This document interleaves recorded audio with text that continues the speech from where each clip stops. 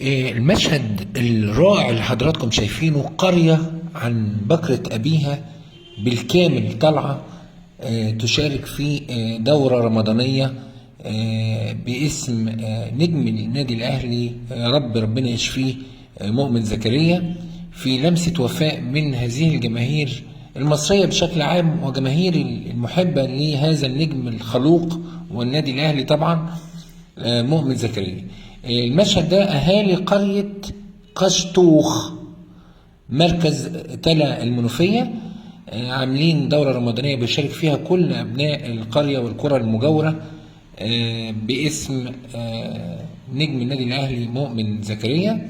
وزي ما حضراتكم عارفين طبعا مؤمن زكريا مصاب بمرض نادر جدا في الحقيقة، بيصاب به شخص بين كل 2 مليون بني آدم، وهو التصلب الجانبي الضموري في العضلات، وهو مرض نادر الحدوث لا يصاب به إلا شخص بين كل 2 مليون، وينتقل هذا الضمور من العضلات إلى الأعصاب، ويفقد الجسم السيطرة على العضلات، وهو ما يؤثر على جسم الإنسان وجميع حواسه حتى النطق. وللأسف مرض شديد وسريع الانتشار. يعني بندعو الله سبحانه وتعالى ان ربنا يشفي النجم مؤمن زكريا اللي بيخضع للعلاج حاليا في اوروبا في احد المراكز المتخصصة. تحية لهذه القرية الجميلة الرائعة، ويا رب يشفي نجم الاهلي مؤمن زكريا.